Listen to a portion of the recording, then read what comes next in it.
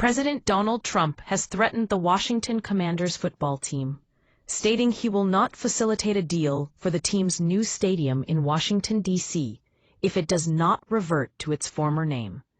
The team dropped its previous name, Washington Redskins, in 2020 due to complaints over racist connotations toward Native Americans.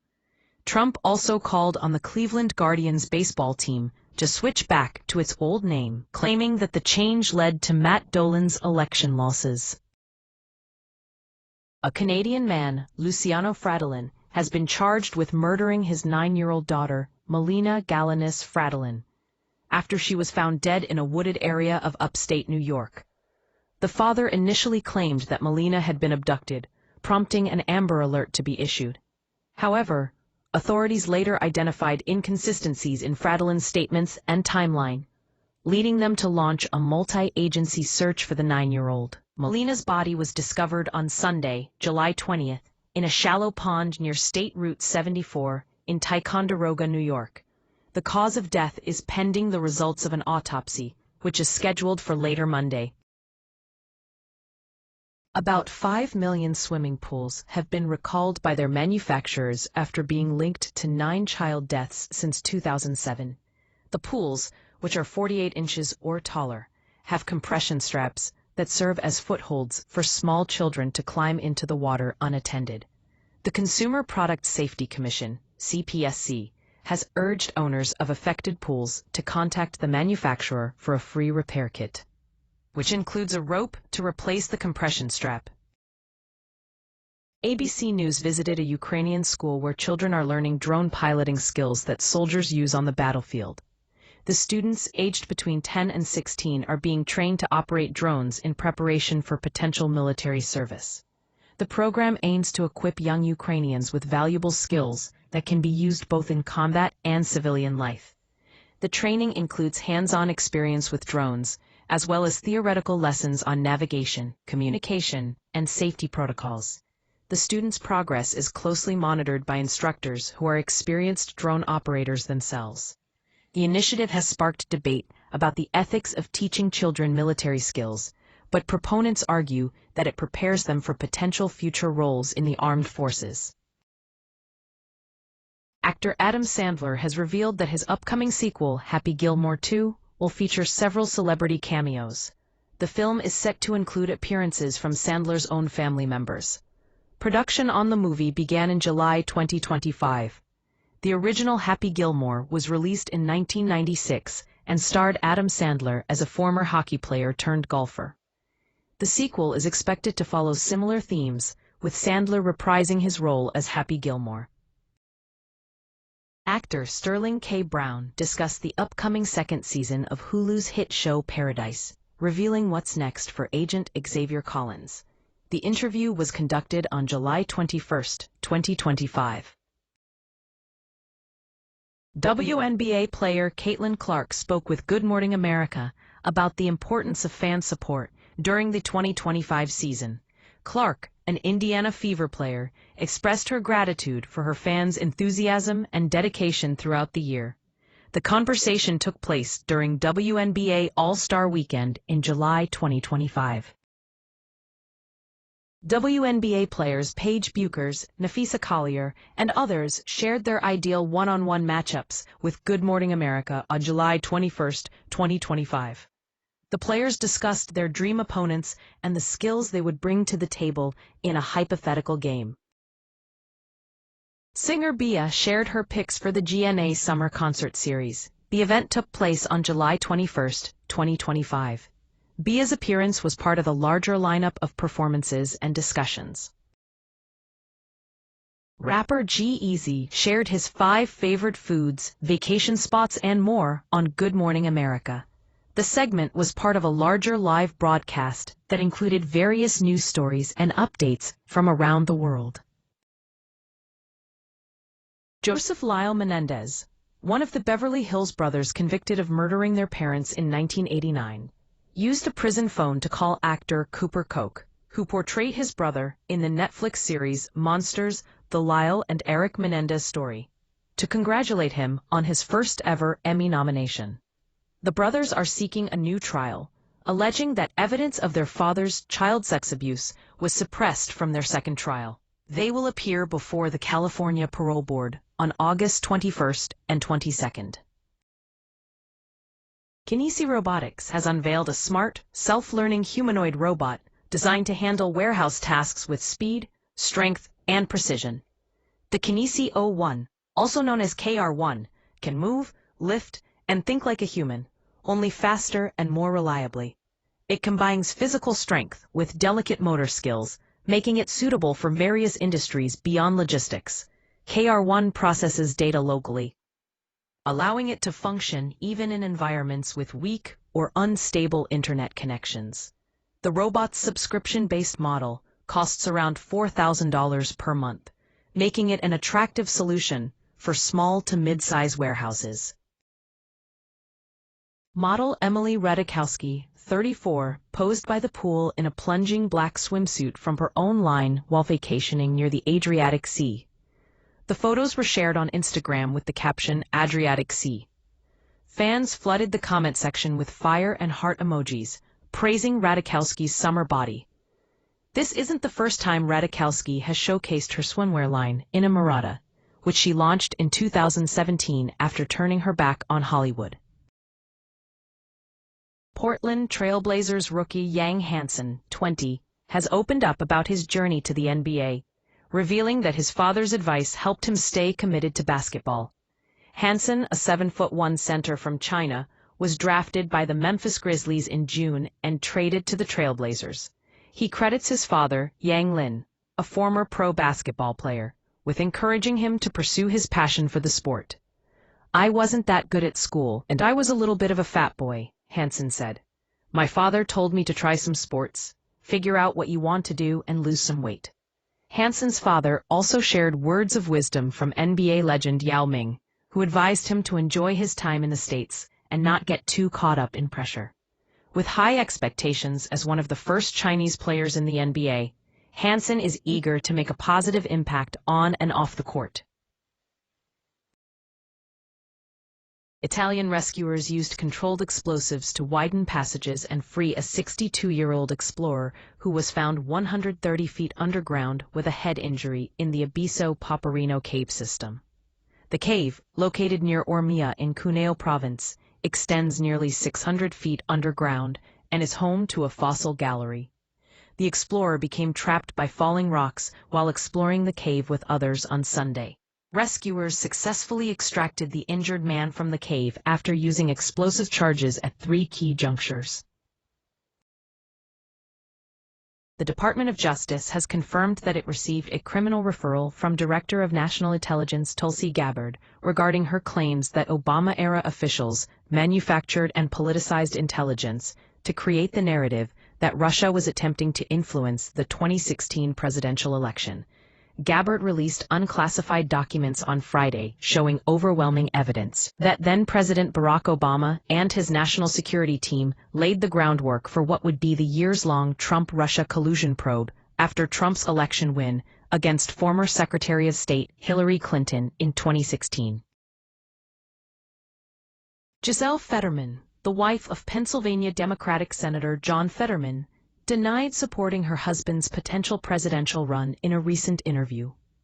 She stated she wouldn't be supportive of him running for president and dismissed media speculation about her own political ambitions as bizarre. The interview will air on Wednesday at noon Eastern Time on Two-Way's Citizen McCain podcast. Representative Anna Paulina Luna, reporting Federal Reserve Chair Jerome Powell to the Department of Justice for criminal charges, accusing him of 2 specific instances of lying under oath.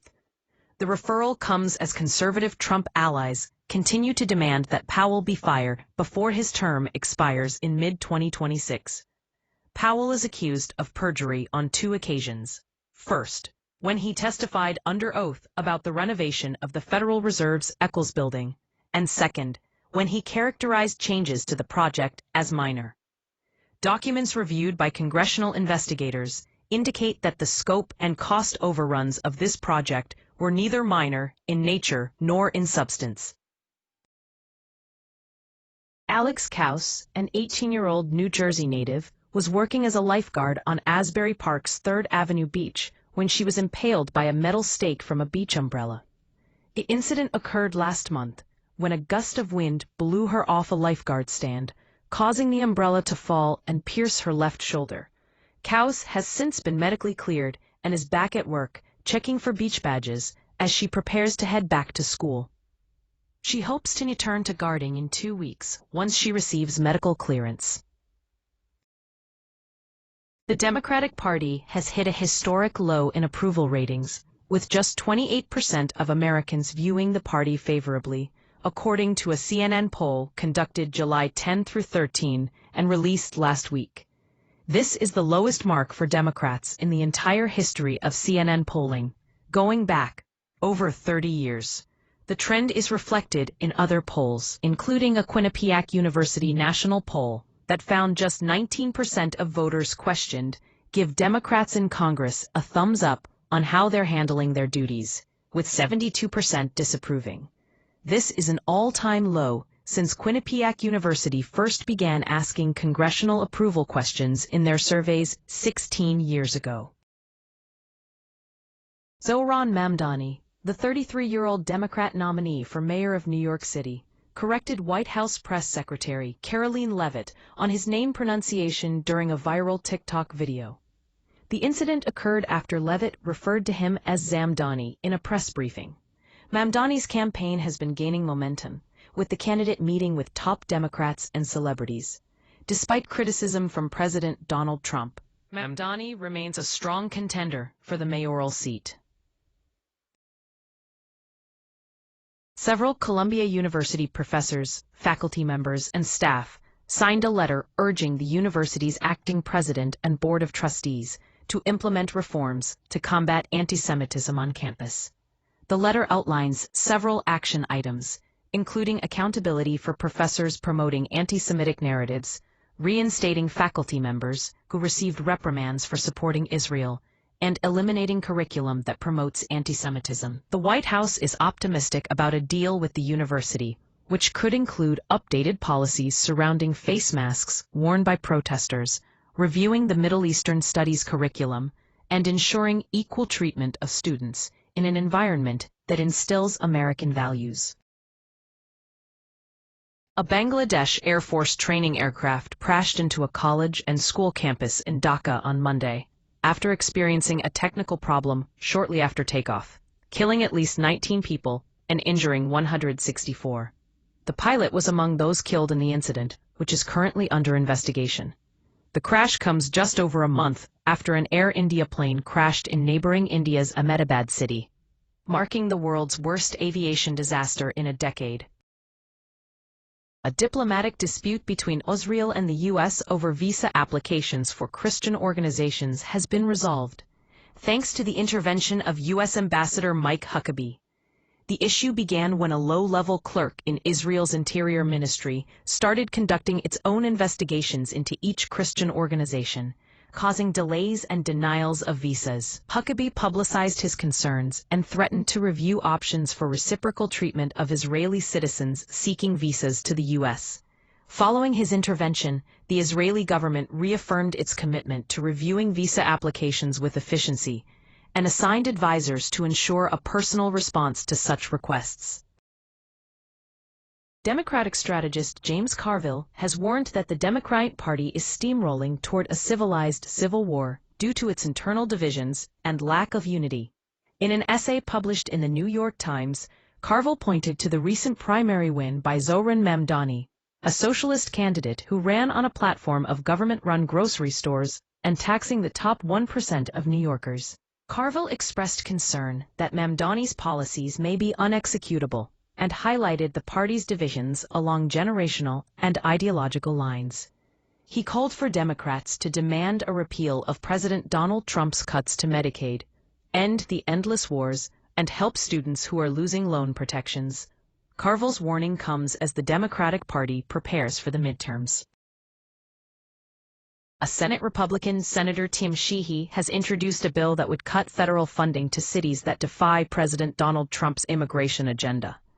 The Stop Anarchists from Endangering Safe Cities Act aims to codify a memo Trump authorized in 2020, which identified state and local jurisdictions that have permitted violence and the destruction of property to persist. Anarchist jurisdictions would be subject to losing federal grant funding if they forbid law enforcement from intervening to restore order or refuse law enforcement aid from the federal government. The bill comes on the heels of anti-ICE riots in Los Angeles, where Governor Gavin Newsom and Mayor Karen Bass pushed back against the Trump administration's deportation operations. Ukraine's President Volodymyr Zelensky reported that Russia launched over 420 drones and 20 missiles, killing 2 people and injuring 15. The attack occurred hours before a key meeting between NATO leaders to discuss a new weapons deal for Ukraine. U.S. President Donald Trump announced the plan last week, which involves other countries purchasing military equipment from the U.S. and supplying it to Ukraine. It has been 1 year since former President Joe Biden abruptly withdrew from the 2024 presidential race, marking the first time a presidential candidate had done so in nearly 60 years. Historians say Biden's decision to exit the race will be devastating for his legacy, as he is now seen as someone who made an enormous mistake by remaining as a candidate when he could have withdrawn 6 months earlier. Biden's departure from the race led to a series of 2024 election plot twists and rendered costly consequences for his party and his legacy. Ghislaine Maxwell, the only associate held criminally or civilly liable in connection with Jeffrey Epstein's sex trafficking allegations, could be granted immunity from further prosecution if she testifies before Congress. According to Alan Dershowitz, a former attorney for Epstein, Maxwell knows everything about the case and would be willing to testify if given use immunity. This comes as federal authorities seek to unseal secret grand jury materials in an attempt to shed more light on Epstein's criminal enterprise. National Public Radio (NPR) CEO Catherine Mahar expressed deep frustration over the passage of a federal funding cut package that eliminated $1 billion in broadcast funding for public media. The cuts, which were part of a larger Trump administration rescissions package, will impact NPR and PBS stations across the country. Mahar stated that local member stations in rural areas will be particularly affected, with some potentially facing universal coverage loss and layoffs of journalists covering local news.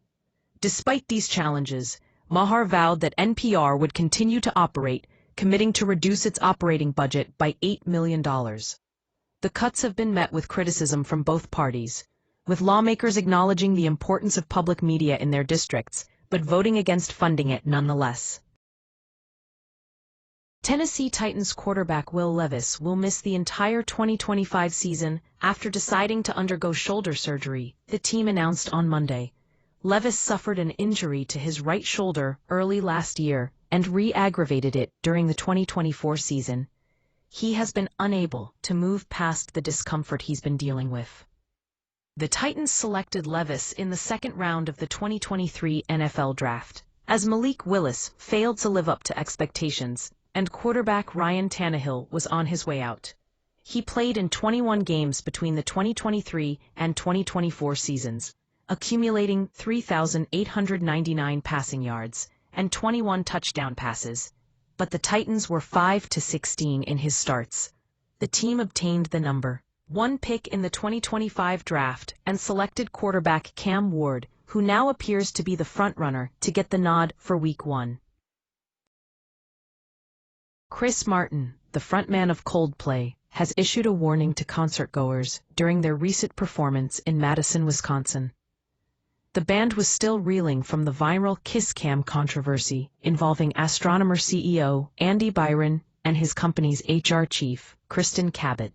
During the show, Martin playfully warned the audience that they might appear on the Jumbotron, jokingly telling them to do your makeup now if they hadn't already. The incident sparked a formal investigation into Byron's conduct, leading to his resignation from the company.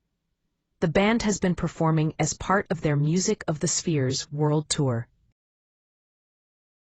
New York City Socialist mayoral candidate Zohran Mamdani has remained silent almost 2 days after an off-duty Border Patrol officer was shot in the face, allegedly by a previously deported illegal immigrant in his city. The officer is expected to survive and is currently in stable condition. Mamdani's social media posts and website show no public statement on the matter, which has become national news and sparked a broader discussion of President Joe Biden's border policies and criticism of sanctuary cities. At least dozens of people were killed in northern Gaza on July 21, 2025, as they waited for humanitarian aid. The incident occurred amidst a severe hunger crisis in the region. A local resident spoke outside Al-Shifa Hospital in Gaza City, stating that those who stay home risk dying from hunger, while those who venture out to find food face danger from bombings. This tragic event highlights the dire situation in Gaza, where civilians are caught between the conflict and lack of access to basic necessities. The family of Breonna Taylor is urging a judge to ignore the Department of Justice's recommendation for a one-day sentence for ex-cop Brett Hankison, who was convicted of deprivation of rights under color of law. Federal prosecutors said Hankison fired 10 bullets into Taylor's room during a botched raid in 2020. The DOJ recommended a single day in prison, citing that Hankison poses no threat to the public. However, Taylor's family and lawyers call this recommendation an insult and a dangerous precedent. They hope the judge will uphold the law and deliver true justice for Breonna Taylor. A federal judge appeared to lean in favor of Harvard University during arguments this morning in its lawsuit over the Trump administration's cuts to the school's research funding. The Justice Department has asked a federal judge in New York to release grand jury transcripts in the Jeffrey Epstein case. The Democratic National Committee announced it has raised more than $50 million so far this year. Although it is still trailing the Republican National Committee's fundraising numbers, Harvard did not dispute that anti-Semitic incidents have occurred on campus, but said a litany of actions have been taken to address those issues. The DOJ argued Harvard just wants the money, and said it believes the university is trying to make a case that the government is anti-Harvard, which the administration denies. Nejad Avdic, a Bosnian Muslim who survived the Srebrenica massacre at 17, is now fighting against online conspiracy theories that dismiss war crimes. He has given dozens of speeches about the massacres in multiple countries and called for the protection of civilians in Ukraine and Syria. Despite facing provocations and threats, Avdic remains determined to speak out against denialism and preserve the memory of those who died. Researchers at the University of California, San Francisco, have identified 2 cancer drugs that may slow or reverse symptoms of Alzheimer's disease. The study, published in Cell, found that a combination of letrozole and irinotecan reversed brain degeneration and improved memory in mice with hallmarks of Alzheimer's. The breast cancer drug letrozole and the colon and lung cancer drug irinotecan were previously shown to lower the risk of Alzheimer's in patients. A clinical trial is planned to test the effectiveness of the combination in humans. Ellen DeGeneres has confirmed that she moved to the UK permanently due to President Donald Trump's election in November 2024. The former talk show host, 67, bought a home in England's picturesque Cotswolds region with her wife, Portia de Rossi, and initially intended it as a transatlantic bolt hole. However, after Trump's election, DeGeneres stated that she decided to stay in the UK, saying, "Everything here is just better." She also expressed concerns about the current state of her homeland, citing issues such as workplace bullying on her show and the Southern Baptist Church's efforts to ban same-sex marriage. Pete DeJoy, the new interim CEO of Astronomer, has issued a statement regarding the viral moment at a Coldplay concert where former CEO Andy Byron was seen embracing a woman. The incident occurred on July 21, 2025, and went viral after being displayed on the KissCam screens at Gillette Stadium in Massachusetts. DeJoy acknowledged that the attention received by Astronomer has been unusual and surreal, but emphasized that the company's mission remains unchanged. The government and Abrego Garcia's team have asked a judge for a 30-day pause if he's ordered to be released from custody while pending trial. Abrego Garcia, the Maryland man who was erroneously deported in March to El Salvador, is being held in Nashville, Tennessee, on human smuggling charges. The request aims to give Abrego Garcia time to evaluate his options and determine whether additional relief is necessary.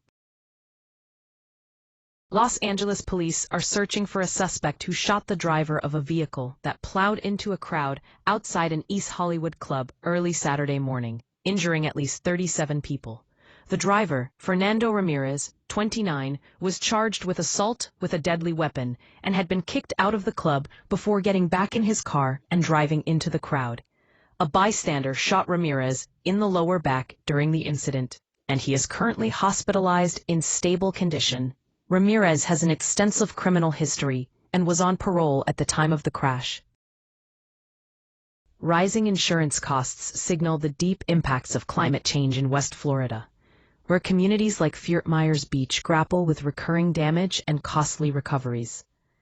With scarce options for home insurance, Floridians are facing few choices and increased scrutiny during underwriting.